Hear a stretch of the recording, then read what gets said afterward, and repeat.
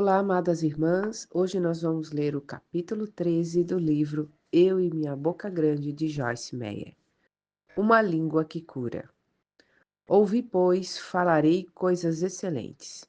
Os meus lábios proferirão coisas retas, porque a minha boca proclamará a verdade, os meus lábios abominam a impiedade. São justas todas as palavras da minha boca, honestas e de acordo com Deus.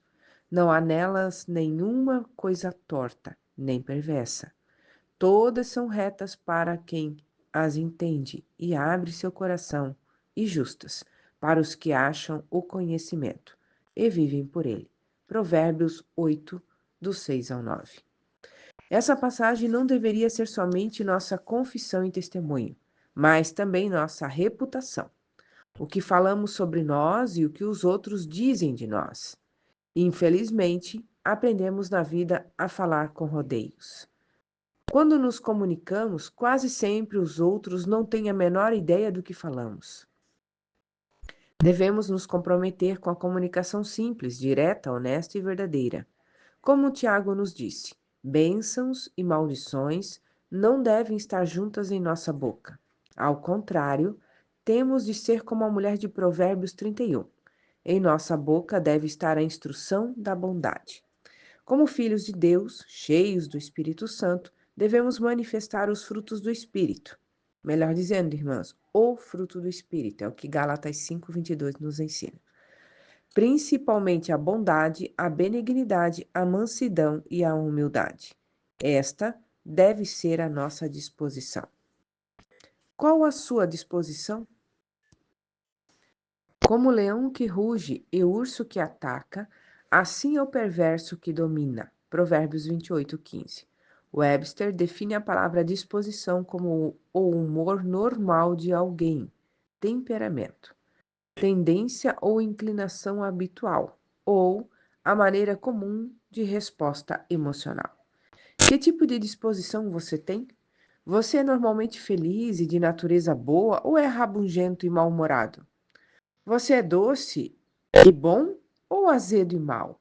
Você é calmo ou fica furioso facilmente? Se fica, por quanto tempo? Você é positivo e entusiasmado ou negativo e deprimido? Você é despreocupado e fácil de agradar ou é áspero e exigente? Como mencionei anteriormente, parecia que eu estava rodeada de pessoas com disposição negativa. É difícil agradar a pessoas que têm esse tipo de disposição. Se já esteve com pessoas assim por perto, tenho certeza de que você sabe o que eu quero dizer. Parece que sempre querem alguma coisa a mais do que elas já têm. É como sentar-se para comer frango frito e ficar decepcionado porque o frango está frito ao invés de assado. Esse é um exemplo muito simples, eu sei, mas tenho certeza de que você entendeu. Uma pessoa com esse tipo de disposição é quase sempre chamada de rabugenta, mal-humorada ou urso. Qual é a sua disposição? Você é um urso rabugento ou é um ursinho de pelúcia? A disposição orgulhosa. Abominável é ao Senhor todo arrogante de coração. É evidente, eu lhe asseguro, que não ficará impune. Provérbios 16, verso 5. Pessoas com disposição orgulhosa são difíceis de lidar porque são arrogantes demais. Não se pode lhes dizer nada porque já sabem tudo. Têm tanta opinião que estão sempre na defensiva, o que faz com que não aceitem correção facilmente, porque teriam de admitir que estão erradas, e isso é algo quase impossível para elas. Em meu ministério, o Senhor me usa para trazer correção por meio da sua palavra. A carne, geralmente, não se importa com isso, mas correção é o que nos faz crescer no Senhor. Embora eu tente corrigir em amor, às vezes as pessoas não gostam, porque sendo orgulhosas, resistem à verdade. Mas Jesus disse que é a verdade que nos liberta. João 8:32. Lembre-se, pessoas livres são pessoas felizes. Além de estar sempre na defensiva, pessoas orgulhosas quase sempre estão ocupadas tentando convencer os outros de que precisam mudar ou do que precisam fazer. Foi incrível aprender que não é meu trabalho convencer a ninguém. Esse é o trabalho do Espírito Santo. Em João 16:8, Jesus disse que é o Espírito Santo quem convence as pessoas da verdade. Isso significa que não temos que tentar brincar de Deus na vida de outras pessoas. Mencionei como costumava fazer isso com meus filhos. Não sabia fazer como meu marido, que se baseava na palavra de Deus para dizer-lhes o que deviam fazer e continuar com as minhas tarefas, permitindo ao Espírito Santo convencê-los da verdade. Quando precisavam ser corrigidos, pensava que era meu trabalho tentar convencê-los de que estavam errados e eu certa. Eu pregava e lhes fazia sermões durante horas, tentando fazê-los concordar comigo. Aquele tipo de abordagem repetitiva e estressante deixava as crianças ainda mais frustradas. Elas mal conseguiam me aguentar. Sou grata a Deus por curar e restaurar nossos relacionamentos. Pessoas orgulhosas sentem necessidade de convencer os outros de que estão certas e eles errados. O versículo de Provérbios ensina que esse tipo de relacionamento dominante e superior não agrada a Deus. Ele deseja que seus filhos andem em bondade e humildade, e não em arrogância e orgulho. Pessoas orgulhosas quase sempre são muito rígidas, o que explica porque são disciplinadoras tão severas. Elas têm sua própria maneira de fazer as coisas, e se alguém não faz do seu jeito, reagem de forma impetuosa, às vezes até violenta. Isso é assim que tem de ser feito, senão eu agi assim com meus filhos, e é por isso que meu marido, que havia sido um militar, disse que eu daria um bom sargento. No entanto, minha atitude com minha família não estava produzindo o resultado que esperava. Na verdade, estava fazendo o efeito contrário. Finalmente, pessoas orgulhosas quase sempre são complicadas. Embora a Bíblia nos chame a uma vida de simplicidade, elas sentem necessidade de transformar tudo em algo importante, fazer uma montanha de cada montículo. Em parte é porque têm de descobrir tudo, têm de saber as entradas e saídas de cada situação e saber a razão de tudo o que acontece na vida. Todas essas coisas ajudam a explicar por que pessoas orgulhosas não são muito felizes e pessoas infelizes não conseguem fazer outras pessoas felizes. E a pergunta é: que tipo de disposição Deus quer que tenhamos para ser uma bênção para nós mesmos e para os outros? Deus nos deu um modelo para que possamos seguir? Uma disposição tranquilizadora. Eis aqui o meu servo que escolhi, o meu amado, em quem minha alma se compraz. Farei repousar sobre ele o meu espírito, e ele anunciará juízo aos gentios. Não contenderá, nem gritará, nem alguém ouvirá nas praças a sua voz. Não esmagará a cana quebrada, nem apagará a torcida que fumega, até que faça vencedor o juízo. E no seu nome esperarão os gentios, os povos fora de Israel. Como crentes, como filhos amados de Deus, criados à sua imagem, Ele quer que tenhamos a mesma disposição tranquilizadora do seu Filho Jesus. Muitos de nós cremos que se Jesus andasse num ambiente de contendas, levaria apenas alguns minutos para que trouxesse paz àquela situação. Jesus era de natureza tranquilizadora, Jesus era cingido de mansidão. Não queria provar nada. Não estava preocupado com o que as pessoas pensavam dele. Já sabia quem era, por isso não sentia necessidade de se defender.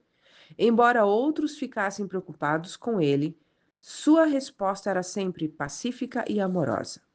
Esse é o tipo de disposição tranquilizadora que Deus quer para mim e para você. Esse é o tipo de língua que Ele quer que tenhamos. Uma que traga encorajamento, edificação e exortação por onde quer que andemos. Somos assim ou somos rabugentos e cabeças duras? Somos humildes, simples e agradáveis ou orgulhosos, complicados e rígidos? Meu marido é uma das poucas pessoas que conheço que verdadeiramente tem uma disposição tranquilizadora. Ele é tão tranquilo que me impressiona. Ele pode estar pronto para um cochilo, mas se eu lhe pedir que vá à mercearia, ele dirá: Claro, irei agora mesmo. Se fosse eu, posso assegurar-lhe que minha reação seria completamente diferente. Geralmente, pessoas com esse tipo de disposição são encorajadoras e exortadoras. Não importa o que esteja acontecendo ao seu redor ou o que os outros estão dizendo ou fazendo, parece que elas sempre têm uma palavra de encorajamento e bondade para compartilhar com todos. Essa é a maneira que Deus pretende que sejamos.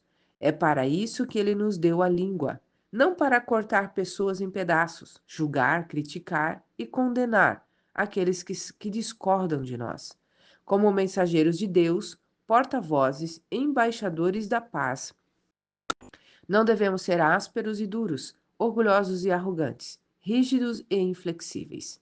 Ao contrário, devemos ser tranquilizadores e mansos, simples e humildes, flexíveis e adaptáveis.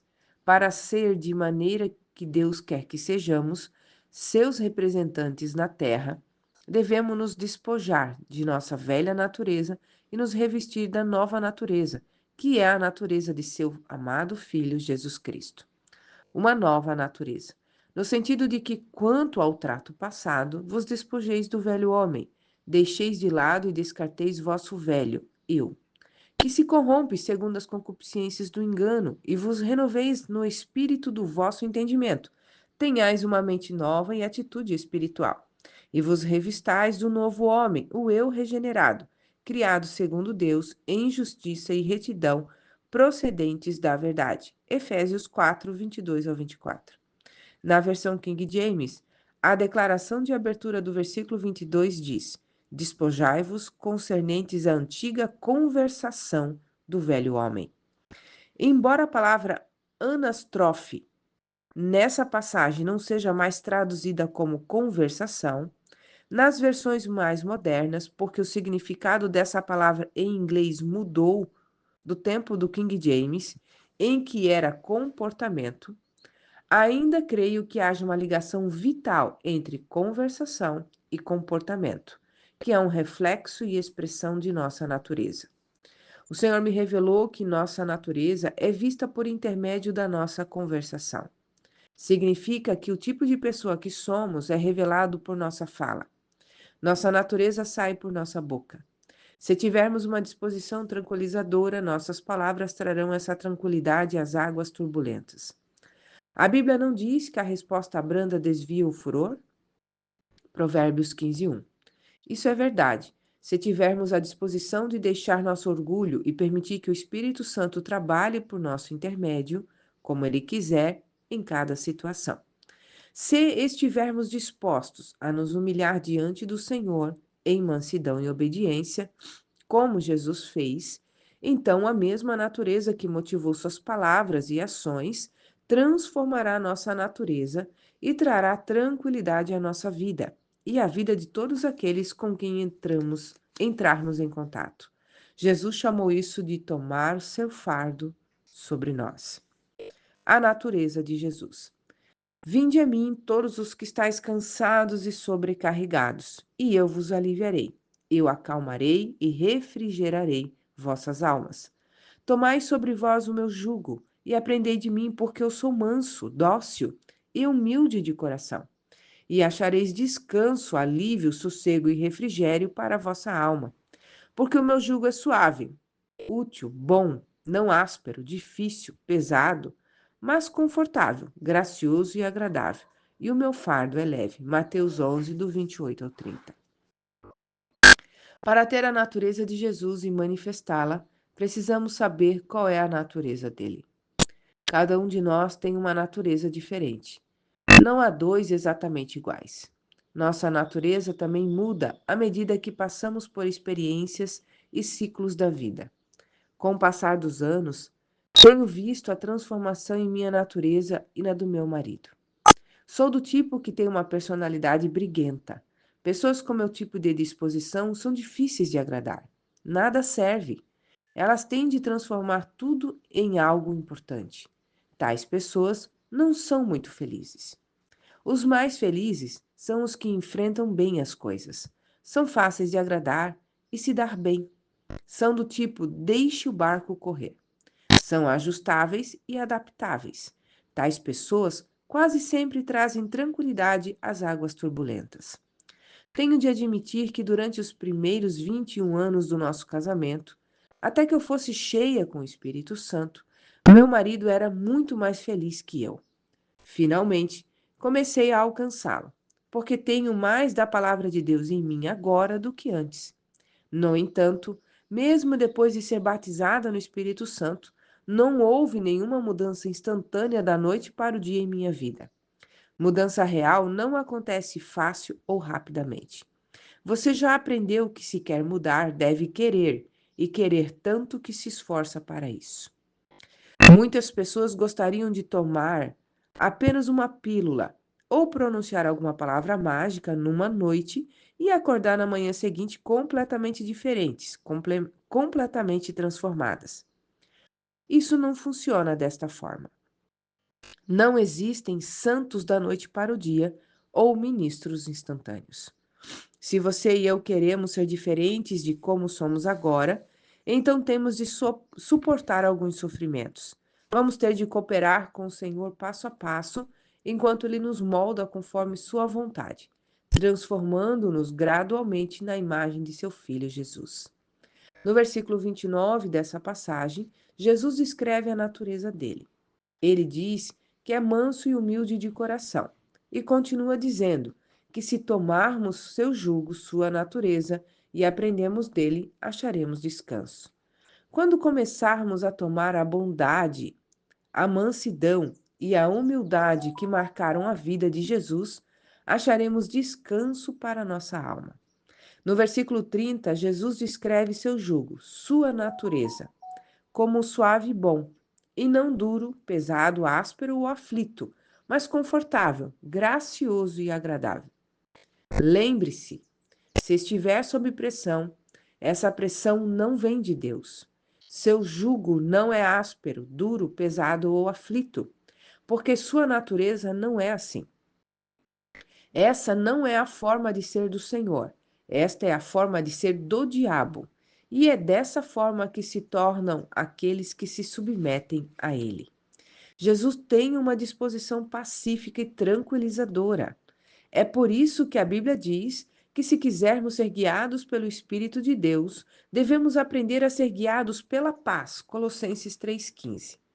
Se formos guiados pela paz, saberemos que estamos sendo guiados por Deus, porque Ele é a paz dentro de nós.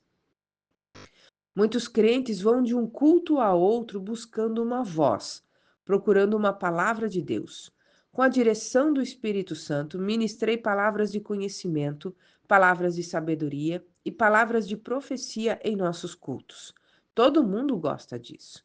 Mas quando se trata de permitir que o Espírito Santo transforme nossa natureza carnal na natureza de Jesus Cristo, é outra história. E é aí que os cristãos maduros são separados dos bebês espirituais. É aí que é revelado quem realmente quer ter um compromisso com Deus e quem não quer. É fácil permanecer do jeito que somos. É fácil continuar sendo áspero, duro e aflito, mas isso rouba a nossa paz e alegria. Devemos aprender que, se escolhermos ser verdadeiramente felizes, teremos de ser como Jesus, tomar sua natureza sobre nós, ainda que ele tenha tomado nossa natureza sobre si. Hebreus 2,16. Ásperos e duros, ou doces e calmos, é o que vai revelar se somos verdadeiros adoradores de Deus. Um óleo de unção santo e perfumado. Disse mais o Senhor a Moisés: Tu, pois, toma das mais excelentes especiarias, de mirra fluída, 500 siclos, de cinamomo odoroso a metade, a saber, 250 siclos, e de cálamo aromático, 250 siclos, e de cássia, 500 siclos, segundo o ciclo do santuário, e de azeite de oliveira, 1 hin. Disto farás o óleo sagrado para unção, o perfume composto segundo a arte do perfumista. Este será o óleo sagrado da unção. Êxodo 30, do 22 ao 25. Você realmente quer ser ungido? Ou quer apenas gotas de unção do Espírito Santo? Você quer ser impregnado com a doce fragrância do Espírito de Deus? De acordo com a Bíblia, Há uma fragrância espiritual que sobe de nossa vida, porque nós somos para com Deus, semelhante a o bom perfume que exala de Cristo, tanto nos que não, tanto nos que são salvos como nos que se perdem. 2 Coríntios 2:15. Essas coisas que vemos no Antigo Testamento são muito relevantes nos aspectos práticos do Novo Testamento. Os ingredientes do óleo da unção. Com ele ungirás a tenda da congregação, a arca do testemunho e a mesa com todos os seus utensílios, e o candelabro com seus utensílios e o altar do incenso, e o altar do holocausto com todos os utensílios e a bacia para a limpeza com o seu suporte. Assim consagrarás, separarás estas coisas para que sejam santíssimas. Tudo que tocar nelas será santo, separado para Deus. Também ungirás Arão e seus filhos e os consagrarás. Separarás para que me oficiem como sacerdotes. Êxodo 30, do 26 ao 30. Tem um livro de Hannah Hurnard chamado Mountain of Spices. Ao ler essa passagem de Êxodo, comecei a me perguntar o que tais especiarias representavam, e então procurei-as naquele livro. De acordo com a autora, a mirra representa a mansidão, visto que a receita para o óleo da unção pede 500 ciclos de mirra. Isso representa uma grande quantidade de mansidão. Como vimos, mansidão é um dos atributos da natureza de Jesus Cristo. O cinamomo representa a bondade e o cálamo a suavidade. Então, se desejamos a unção de Deus sobre nós, teremos de ser impregnados de uma mistura de mansidão, bondade, suavidade e humildade. Cresça em Cristo e em amor. Digo, pois, que durante o tempo em que o herdeiro é menor, em nada difere de escravo, posto que é ele senhor de tudo, mas está sob tutores e curadores até o tempo predeterminado pelo Pai. Gálatas 4, 1 e 2. Devemos crescer e tornar-nos maduros em Cristo para reivindicar a herança completa que está separada para os filhos de Deus. No capítulo 4 de Gálatas, o apóstolo Paulo diz que quando o menor recebe uma herança, ela é entregue a um tutor, até que o menor atinja a maioridade. Como herdeiros de Deus e co-herdeiros em Cristo, Romanos 8,17, temos uma herança em Cristo. Mas até que deixemos as coisas de menino e cresçamos, essa herança é guardada para nós pelo Espírito Santo. Só recebemos as bênçãos de Deus quando atingimos a maturidade suficiente para lidar com elas. Uma maneira de mostrarmos maturidade é pelo controle da língua. Como vimos em Isaías 58, do 6 ao 9, temos de soltar as ligaduras da impiedade, desfazer as ataduras da servidão, deixar livres os oprimidos e despedaçar todo jugo. Temos de repartir o pão com o faminto e recolher em casa os pobres desabrigados. Temos de cobrir o nu e não nos escondermos do nosso semelhante. O que o Senhor diz nessas passagens é que Ele quer que tenhamos o tipo de disposição maduro do seu Filho Jesus.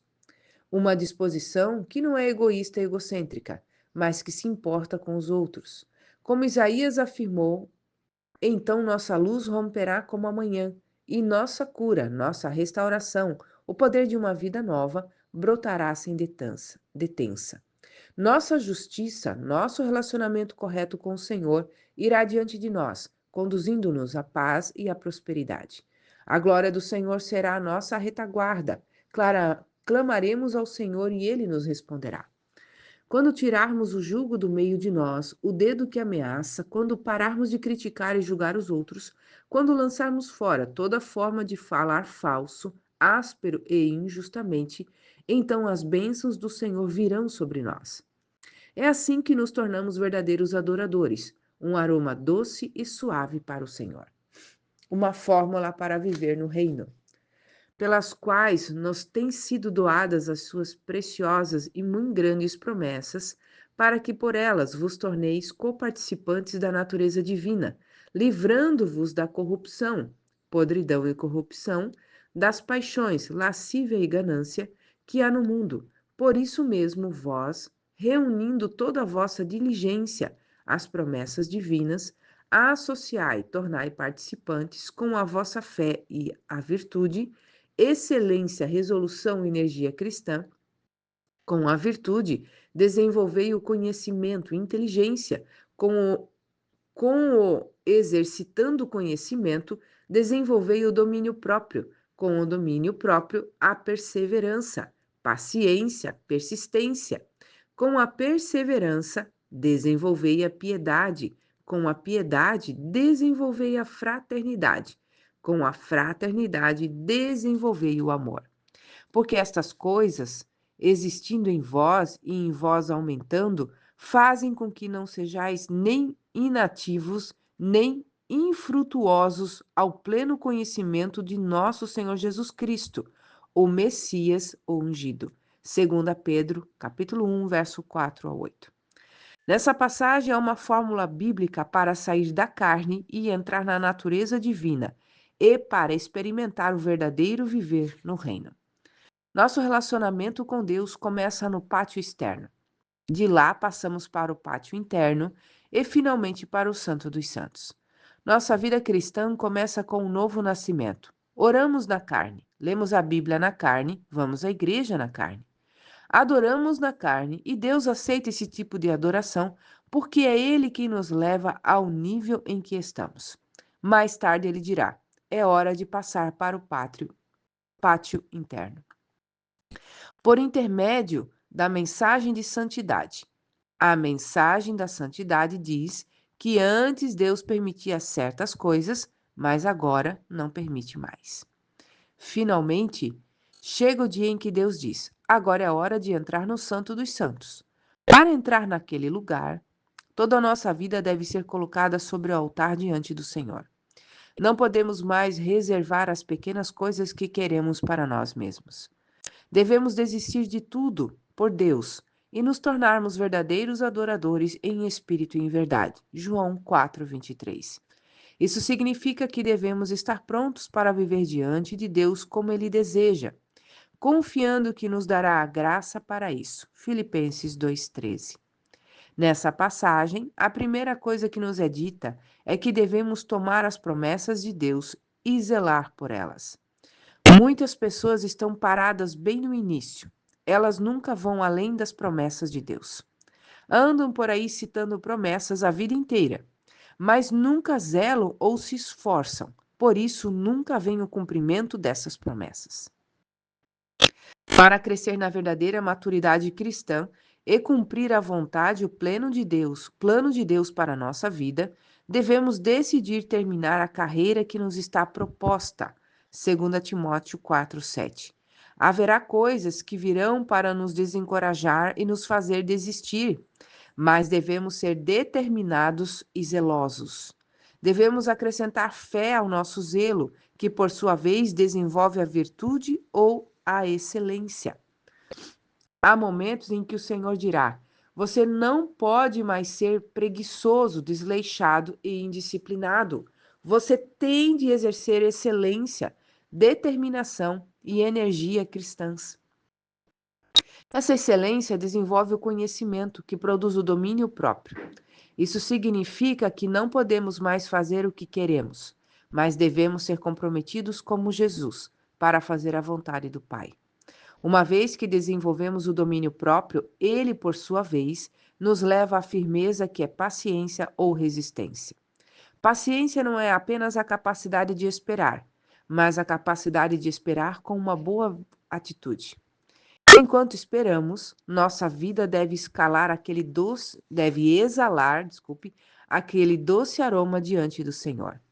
Com certeza, é mais fácil exalar um bom aroma quando as coisas estão indo do nosso jeito. É muito mais difícil quando tudo está contra nós, quando aqueles ao nosso redor estão tendo suas orações respondidas, enquanto as nossas próprias orações, parecem não passar do teto. Nessas horas, pode parecer que Deus está surdo, que por alguma razão que não conseguimos entender, ele se recusa a nos ouvir.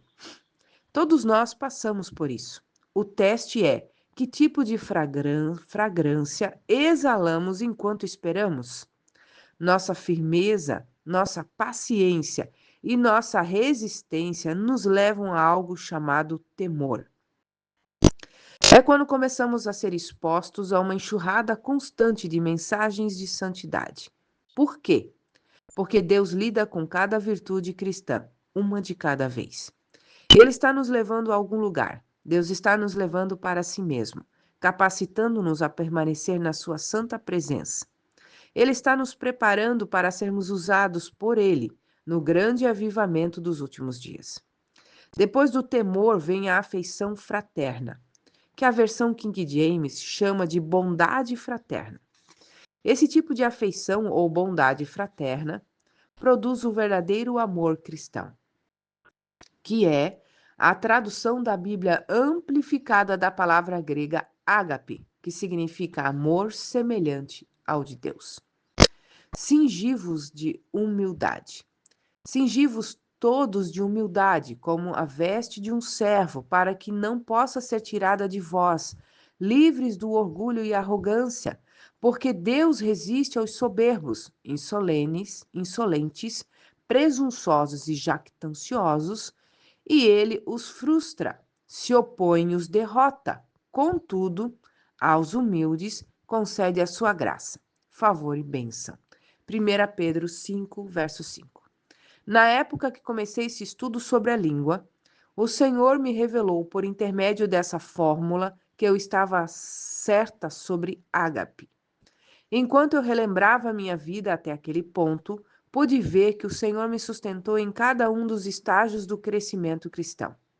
Agora ele dizia que era hora de fazer como Pedro declarou: cingir-me com a humildade de Cristo. Creio que Deus diz isso para cada um de nós. Devemos cingir-nos com um manto de humildade, mansidão, bondade e suavidade. Devemos usar esse manto no mundo, agir como Jesus, exalar um doce aroma e ter uma personalidade tranquila. Depois que recebi essa mensagem do Senhor, eu estava ministrando em uma reunião e no final do culto, um homem veio até mim e disse: Sinto que esta será somente uma confirmação, mas tenho uma palavra do Senhor para você.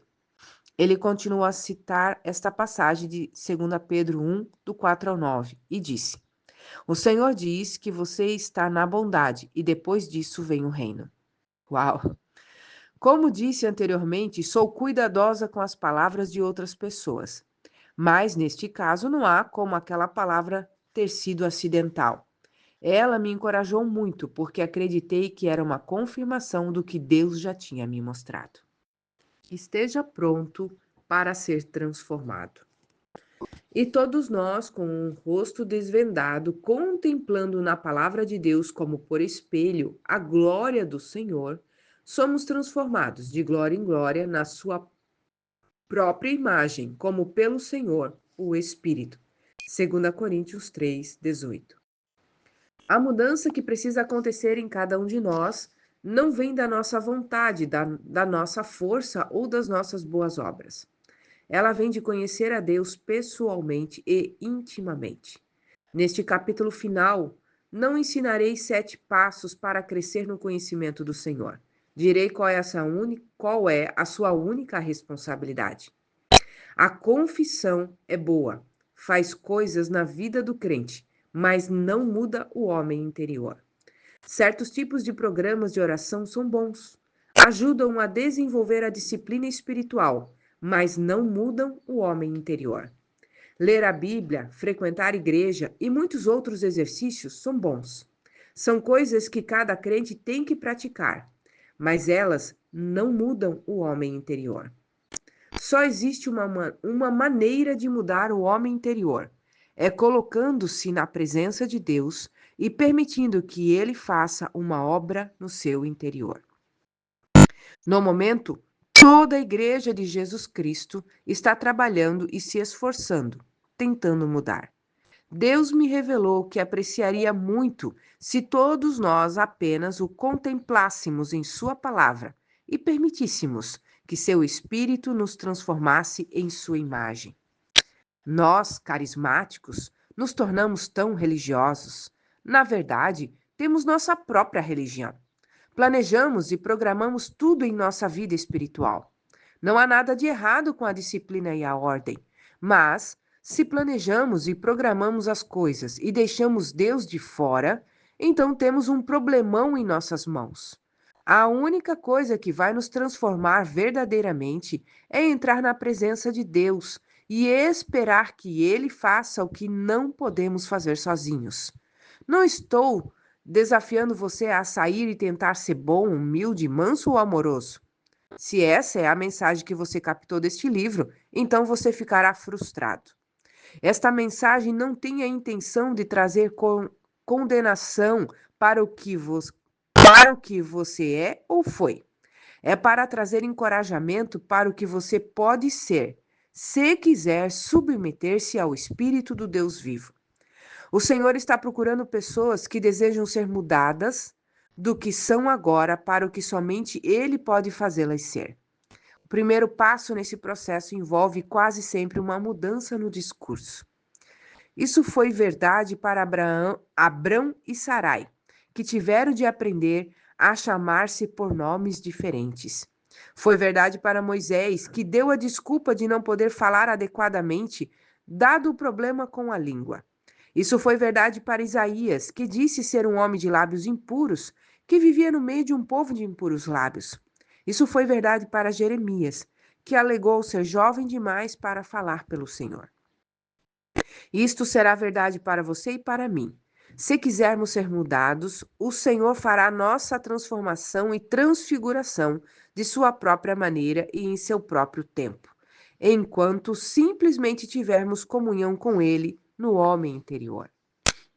Experimentando o Senhor. Gostaria de compartilhar com você esta citação do livro chamado Experiencing the Depths of Jesus Christ. Deus habita no seu espírito. Oh, quando você aprender como é habitar lá com Ele, sentirá que a presença dele dissolverá a dureza de sua alma. E, enquanto a dureza de seu coração derrete, fragrâncias preciosas exalam de sua alma. Pense nisso por um momento. Deus habita lá no seu espírito, mas você tem de aprender a habitar lá com Ele. Aleluia. Produzir frutos não vem de frequentar igreja, vigílias de oração, leitura da Bíblia ou confissão positiva, embora essas coisas sejam boas. Vem de conformar-se ao Senhor e permitir-lhe conformar-se a você. É sua divina presença que dissolve a dureza de sua alma para que as doces fragrâncias exalem de você. Você quer mudar? Quer desistir de ser duro, áspero e aflito? Quer se tornar humilde, manso, suave, doce? Quer ser como Jesus? Então aprenda a ter comunhão com Ele, para que Jesus possa desenvolver em você uma língua e um espírito tranquilos. Amém, irmãs? Aqui nós terminamos o capítulo 13 deste livro. E como foram os anteriores, é bom demais. E que nós possamos meditar profundamente. Você que tem um livro, releia. Grife as partes mais importantes para você. Eu digo que se a gente olhar atentamente, a gente vai grifar o capítulo inteiro, não é mesmo? Mas é poderoso, irmãs. Amanhã nós vamos encerrar a leitura deste livro com a conclusão dele. Deus abençoe grandemente a vida de vocês e até amanhã, se Deus nos permitir. Um grande beijo e fiquem com Deus.